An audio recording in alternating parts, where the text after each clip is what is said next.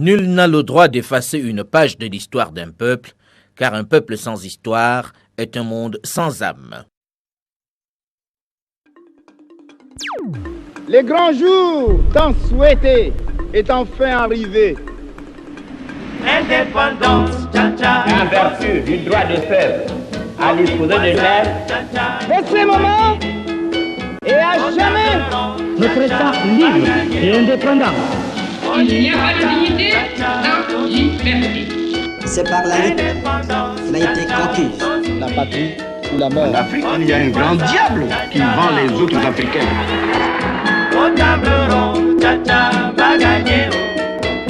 On y panda, tcha-tcha, t'en Ahidjo a été le premier président de ce pays. Un patriote exemplaire. Il est le président de l'indépendance. Ahidjo n'a eu qu'une passion dans sa vie, le Cameroun. Le Cameroun, c'était lui.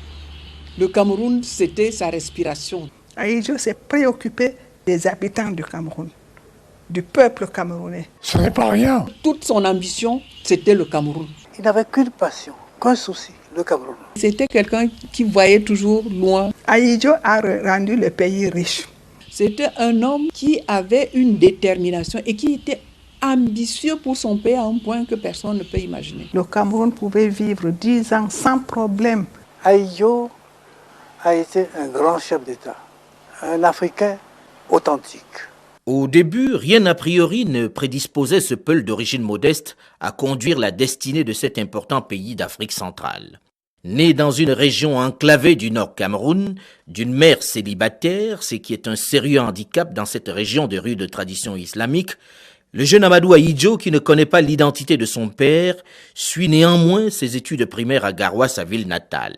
Il y obtient sans brio son certificat d'études en 1939.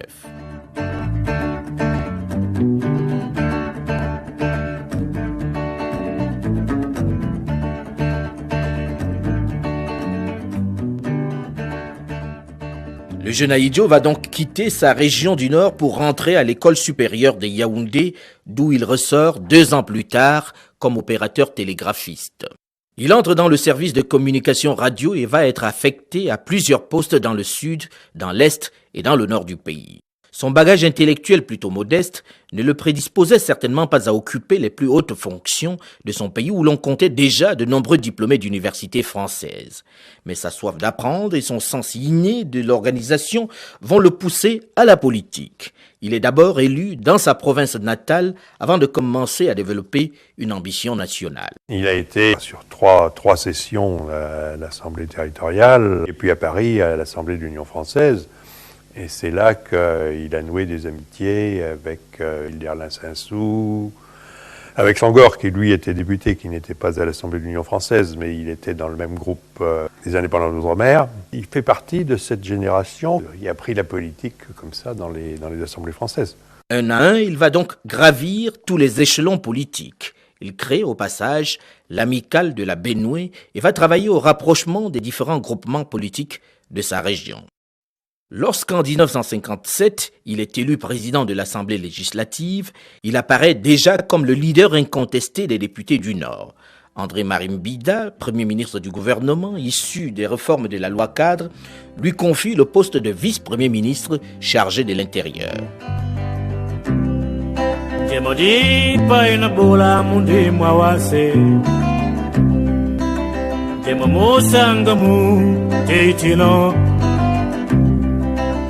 «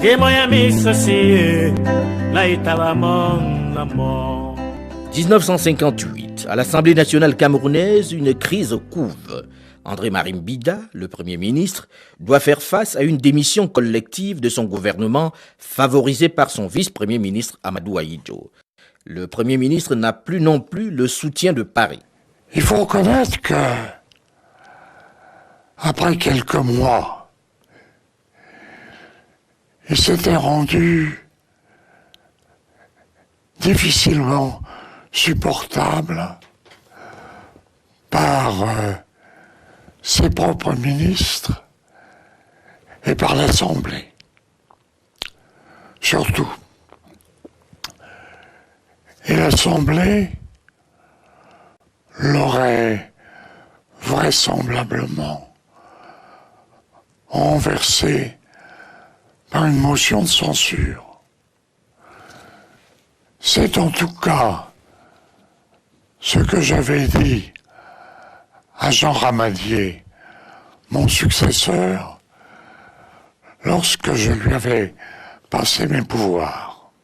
Mbida était devenu insupportable. Il n'en faisait qu'à sa tête, il s'était mis tout le monde sur le dos. Mesmer, qui était gouverneur, avait pensé qu'il faudrait le remplacer, mais il n'osait pas trop. Ce n'est pas Paris qui a écarté Mbida. C'est le haut-commissaire de l'époque, c'est-à-dire Jean Ramadier.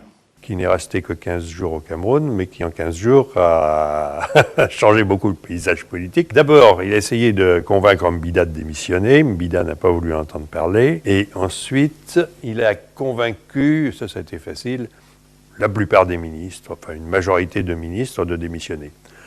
Alors, du coup, il n'y avait plus de gouvernement. Qu'à cela ne tienne d'Mbida, je forme un autre gouvernement. Ce qu'il a fait, mais Ramadier, là, abusant de son pouvoir, a refusé de reconnaître le nouveau gouvernement. Ce qui n'était pas chargé de ça.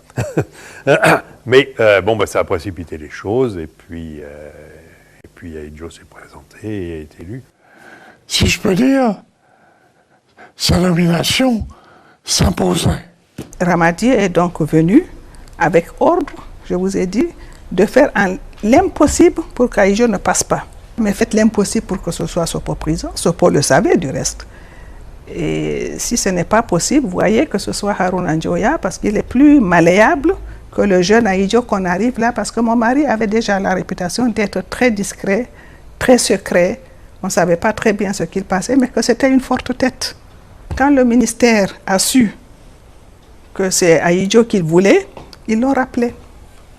Ramadier, hein? Ils l'ont rappelé, il a appelé mon mari, il a dit voilà, mon ministère me rappelle, mais faites vite, ce n'est pas la France qui vous investit, c'est l'Assemblée du Cameroun, présentez votre candidature tout de suite. Ahidjo lui a dit mais vous risquez gros. Il lui a dit présentez, je travaille pour la France, je travaille pour le Cameroun, on m'a envoyé, ils ne savent pas ce qui se passe dans le pays, ils n'ont pas vu la réalité, je suis venu avec telle mission, mais compte tenu de ce que j'ai vu, vous êtes le seul qui peut sauver ce pays. Faites vite. Bon, Ahidjo a préparé son investiture. Il a été à l'Assemblée, évidemment. Le groupe du Nord était le plus... Et pas un seul n'a voté contre. Hein.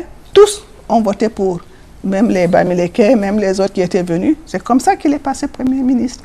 Et quand il a été investi, on a rappelé Ramadier. Parce que Ramadier a écrit à la France, je le savais par ce camarade qui était là-bas, il leur a dit, mission pas encore accomplie, arriverait après.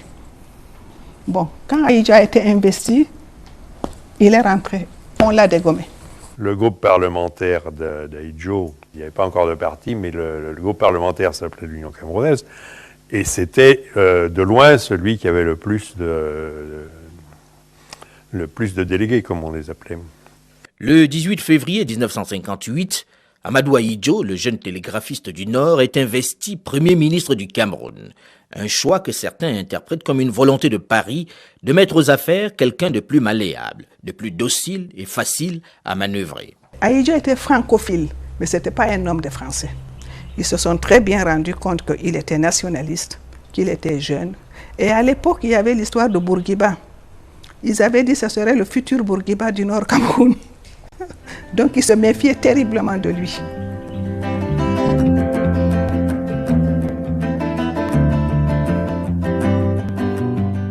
Camerounais, Camerounaises, le Cameroun est libre et indépendant.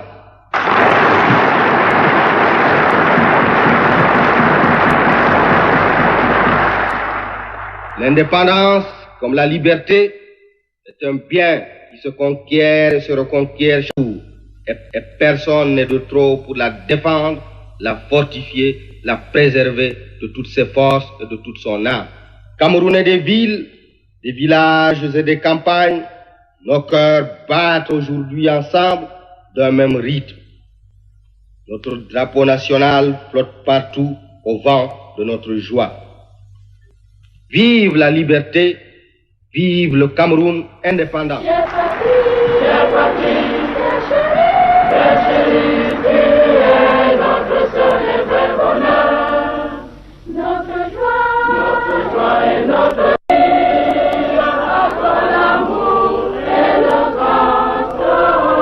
Ce 1er janvier 1960, le Cameroun est le premier des 17 États qui vont accéder à l'indépendance au cours de la même année.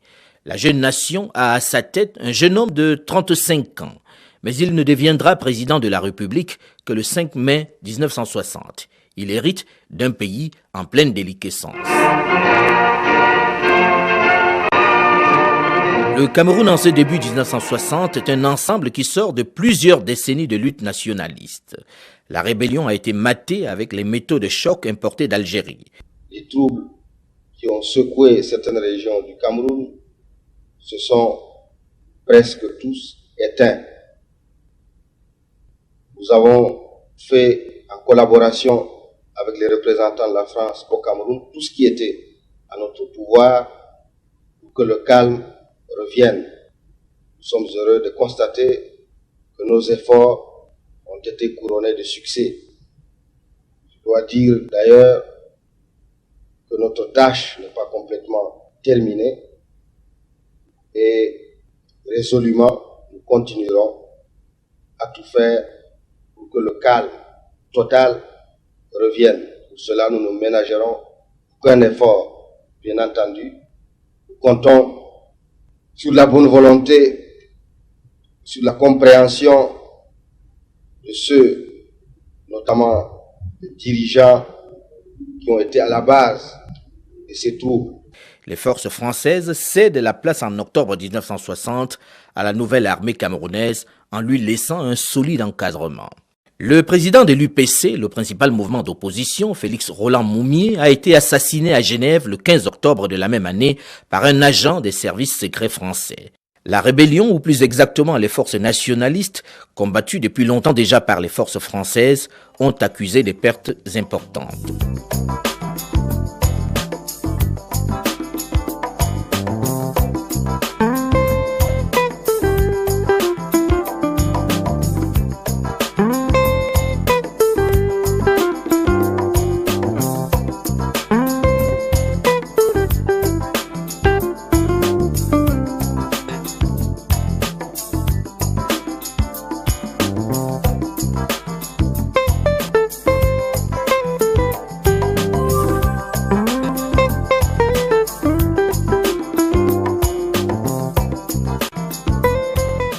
Le pays qui accède à l'indépendance est un État hétéroclite constitué de plus de 200 ethnies et divisé en deux blocs.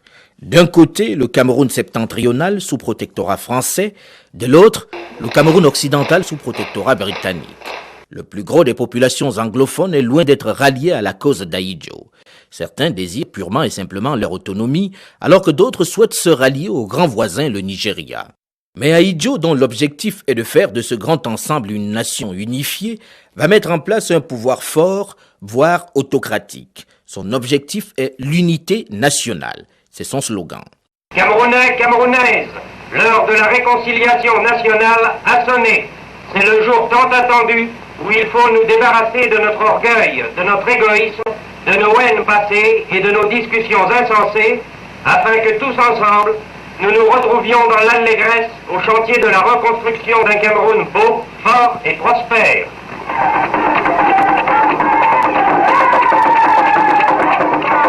Monsieur Charles Assalé inaugure ensuite la nouvelle route Ebolova-Esla.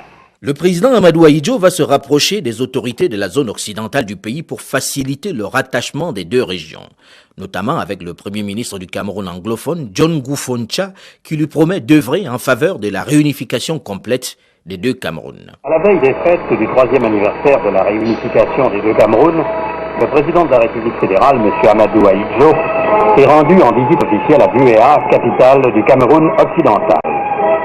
Le lendemain de son arrivée, le président Ahidjo s'est rendu en grande pompe au stade Mouyouka, où l'attendait au milieu d'une foule enthousiaste de très nombreuses personnalités locales. La Cet après-midi, dans les jardins de la résidence du vice-président Poncha, un vivant spectacle de danse folklorique a été donné en l'honneur du président Ahidjo et de son épouse.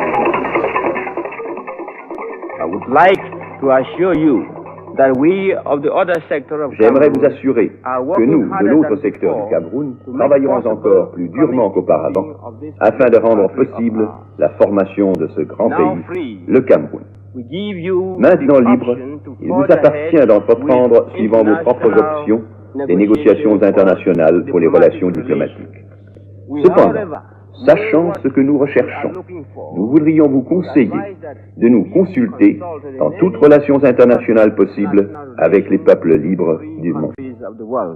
Accueilli au palais par les honneurs militaires, le président Ahidjo devait, au cours d'une brève cérémonie, recevoir le cordon rouge symbolisant les attributs du grand maître des ordres nationaux. Il lui fut remis par l'honorable John Gufoncha, grand chancelier des ordres.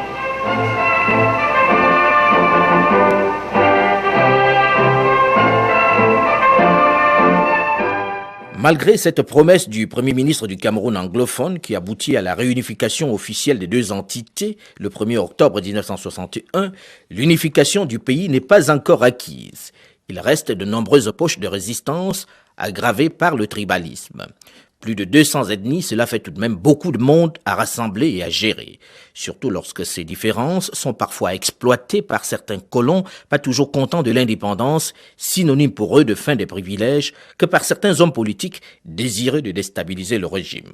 Après plus de 40 années de séparation, nous reformons aujourd'hui une même famille, une même nation, un même État. Que ce jour heureux soit un jour d'allégresse pour tous les Camerounais qui croient en leur pays, qui aiment leur patrie. En moins de 2 ans, ils auront atteint les 2 objectifs essentiels qu'ils s'étaient fixés: l'indépendance et la réunification. Réunissant aujourd'hui les populations d'expression française et d'expression anglaise, le Cameroun sera le véritable laboratoire d'une union africaine qui doit rassembler des États parlants ces 2 langues.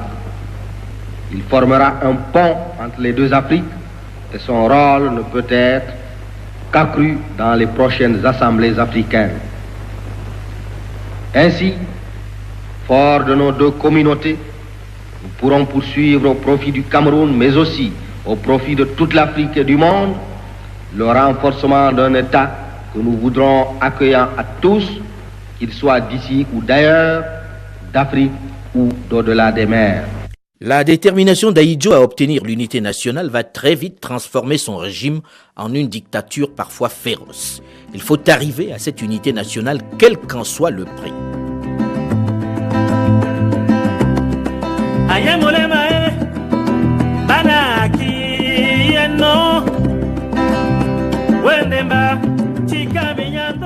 Douze ans après la proclamation de l'indépendance, plus précisément le 20 mai 1972, après un référendum au forceps, Ahidjo réussit l'unification des 2 parties du pays. La République fédérale du Cameroun devient tout simplement la République unie du Cameroun. Ahidjo est arrivé à la conférence de Fumban avec un projet qui avait été écrit par ses conseillers français, qui était un projet qui ligotait complètement le Cameroun occidental, et les Foncha et compagnie, ils ont été complètement perdus parce qu'eux n'avaient pas de projet, et puis ils n'ont pas su comment réagir et ils se sont fait embobiner. C'est un des rares hommes d'État de cette génération qui n'a jamais flirté avec le marxisme, ni avec les ismes, comme vous dites. Son idéologie, ou ce qui lui tenait lieu d'idéologie, c'était l'unité nationale, c'était son slogan, et ça lui tenait lieu d'idéologie, c'était en fonction de ça qu'il prenait ses décisions, ce qui pouvait renforcer l'unité nationale. En présence des plus hautes personnalités de l'État et d'une foule de spectateurs enthousiastes, le président de la République a inauguré à Yaoundé le monument de la réunification.